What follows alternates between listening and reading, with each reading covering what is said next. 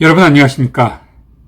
오늘 논평에서는 제가 정말 진심으로 윤석열 대통령에 대해서 칭찬을 좀 하고 싶습니다. 한마디로 하면 윤석열 대통령 진짜로 멋있고 매력적인 데가 있군요. 바이든 미국 대통령 환영 만찬장에 안철수 대표님을 헤드 테이블에 모신 것도 모자라 그 테이블에 국회의장, 국무총리 이런 분들을 모두 제쳐두고 가장 먼저 안철수 대표님을 미국 대통령에게 소개했다잖아요. 그런데 그 소개 말씀도 또한 정말 멋졌습니다.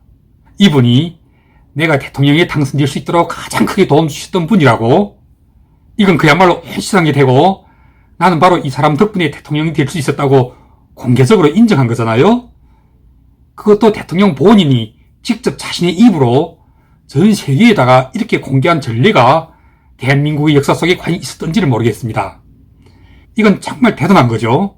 이런 대통령을 도와서 대통령으로 당선되게끔 만들어주셨던 안철수 대표님의 살신성이 나는 정신도 대단하셨지만, 그걸 대통령으로 취임하여 처음 진행하는 그야말로 미국 대통령과의 첫 국빈 만찬장에서 이 미국 대통령이 되고 이런 식으로 안철수 대표님을 소개하신 것 아닙니까?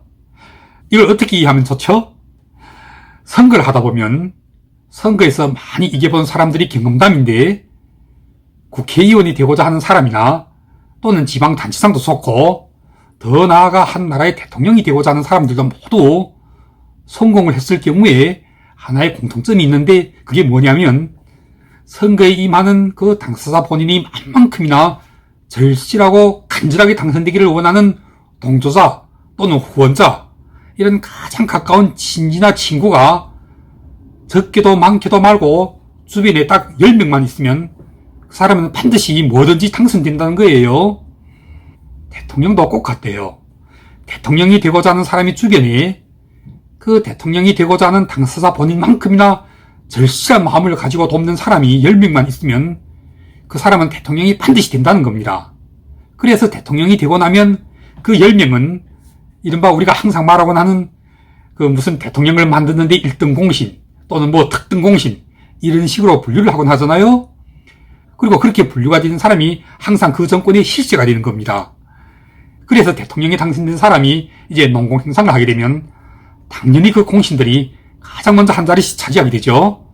그런데 그렇게 대통령을 만드는 데 있어서의 특등 공신 또는 1등 공신으로 평가되고 실세가 되고 해도 그 사람들이 별로 그렇게 잘 되는 걸 못 봤어요.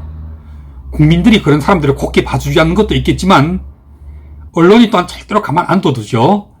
그래서 큰 공을 세우고도 바로 찬밥 신세가 되는 경우가 아주 흔하죠. 이렇게면 가장 대표적인 것이 제 기억으로는 이명박 정권 때 정두원 전 의원이 그랬잖아요. 박근혜 정부 때는 아마 훨씬 더 많았을걸요. 문재인 정권에서 끝까지 농공행산을 못 받고 계속 음지에서만 보내다가 아마 지금은 거의 기생충처럼 사라져버린 그런 분도 한 분 계실 거예요. 제가 여기서 그 이름은 거론하지 않겠습니다만은 그만큼이나 공신이 되고 실세가 되면 바로 그 뒤에는 천길나락이 따라붙는 것입니다. 왜 이렇게 되죠? 제가 이 문제를 가지고 이건 미국의 한 대학에서 전문적으로 정치학을 가르치고 있는 학자한테 문의했던 적이 있는데, 왜 공신이 되고 실세가 된 자들의 운명이 모두 갑작스럽게 추락하거나 또는 아주 초라하게 쪼그라드는 경우가 많은가에 대해서 이렇게 설명하더군요. 예를 들면 대통령은 절대로 자신이 대통령이 당선되고 나면 자기 본인 못지않게 정말 필사적으로 도와놨었던 그런 신복들에 대해서 그들의 공로를 어느 정도 조금은 인정해주지만 대부분의 경우 모두 자기가 잘나서 대통령이 된 줄 안대요. 너희들이 날 도와준 건 정말 고맙지만 그러나 너희들이 도움이 결코 절대적인 것은 아니었다는 거죠. 절대적인 것은 바로 내가 잘나서 내가 대통령이 될 팔자에서 된 거고, 너희들은 모두 나라는 이 배에 운 좋게 올라탄 것뿐이라는 거의 대부분이 이렇게 생각하고 있다는 겁니다. 때문에 어떤 정치인이건 일단 대통령만 되었다 하면 그들은 절대로 남을 인정하지 않는 겁니다. 즉 남의 도움이 어느 정도 큰 힘을 발휘했다는 건 인정할지 모르겠지만, 그러나 내가 대통령이 될 수 있은 것은 다 내가 잘나서 된 것이라는 이런 착각과 자부심이 하늘을 찌르고 있다는 겁니다. 대통령도 지방단체장도 그리고 일반 국회의원에 이르기까지 모두 그런 착각과 자기 잘난 자부심으로 뻗대고 뽐내고 으스대다가 망해버리곤 하는 것입니다. 그런 가장 대표적인 인물로 저는 다름 아닌 바로 박원순 전 서울시장과 그리고 문재인 전 대통령을 꼽습니다. 이 두 분 모두 안철수에게는 큰 빚을 졌던 사람들 아닙니까? 그런데 이 두 분이 과거에 정말 안철수 덕분에 서울시장도 되고 또 대통령 단일 후보로 양보까지 해주고 했었지만 이 두 사람이 어떤 식으로 안철수를 대해왔던지에 대해서는 정말 더 이상의 그 어떤 설명도 필요하지가 않잖아요. 저는 그때까지만 했어도 안철수의 열성 팬까지는 아니었습니다. 그러나 속으로는 어떤 생각을 하고 있었냐면 그래 저 박원순이 겨우 5%의 지지율로 50%의 지지율을 받고 있는 안철수에게서 양보를 받아낸 데는 반드시 그 어떤 밀약이 들어있었을 것이라고 말입니다. 나를 서울시장 시켜주면 내가 당신을 대통령으로 만드는데 최선을 다해줄 것이라는, 물론 이건 제 혼자 나름대로의 짐작이었습니다마는 그러나 도리상에서도 그렇게 해야 하는 것이 정상이요 또 인지상정이 아니겠습니까? 그런데 그러지 않더라고요. 바로 서울시장이 되고 나서는 제가 방금 앞에서 설명했던 대로 무슨 안철수 양보 때문에 된 거냐고, 다 내가 잘라서 된 거지, 이런 식으로 애까다 고개를 돌려버리고는 그 살아있는 동안 그 임기 내내 박원순이 서울시라는 이 대한민국의 수도를 자기들 진보좌파 진영을 후원하는 물주처럼 운영해오면서 저는 그가 안철수에게 정말 물냉면 한 그릇 샀다는 소리를 못 들었습니다. 그야말로 배역망들이라도 이런 배역망들이 없죠. 거기다 문제는 또 어떻게 했습니까? 자기에게 은혜로웠던 안철수를 죽이고자 드루킹까지 동원해서 1억 개에 가까운 댓글로 사이버 테러전을 벌였던, 와, 이건 정말 배역망덕 정도가 아니라 아주 은혜를 원수로 갚았던 가장 대표적인, 그야말로 대한민국의 정치사에서 두고두고 기억될 만한 그런 암흑의 역사가 아니겠습니까? 정말 상상이 안 되죠. 피해를 보는 건 참을 수 있어도 억울한 건 못 참는다는 그런 속담이 있는데 안철수 대표님은 어떻게 그 억울한 것까지도 이렇게나 잘 참아내시는지 정말 감탄하지 않을래 알 수가 없잖아요. 때문에 저는 이번에 윤석열 대통령께서 미국 대통령에게 안철수 대표님을 소개시키면서 내가 대통령에 당선될 수 있도록 가장 크게 도와주신 분이라는 이 소개 말씀 한마디에 어쩌면 안철수 대표님께서는 그동안 정치에 입문하신 이래로 박원순, 문재인에게서 은혜를 원수로 대갚음 받았던 그 억울했던 마음을 한순간에 딱 풀 수 있게 되었을지도 모른다는 그런 생각을 해보았습니다.